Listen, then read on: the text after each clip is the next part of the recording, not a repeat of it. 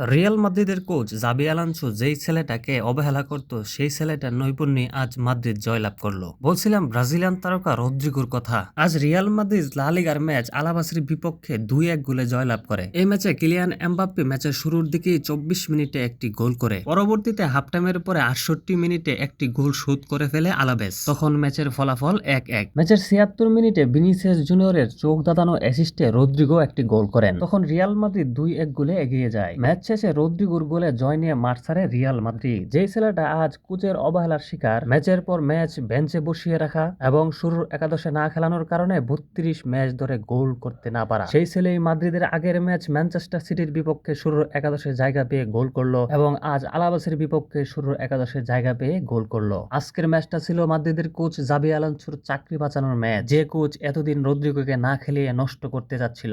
আশা করি রদ্রিগোর মূল্যটা Xabi Alonso বুঝতে পেরেছে। কিন্তু দুঃখের বিষয় হচ্ছে আজ রদ্রিগো 83 মিনিটে ইনজুরি নিয়ে মাঠ ছাড়ে। জানি না ইনজুরি কতটা গুরুতর, আশা করি খুব তাড়াতাড়ি ইনজুরি রিকভার করে মাঠে ফিরবে।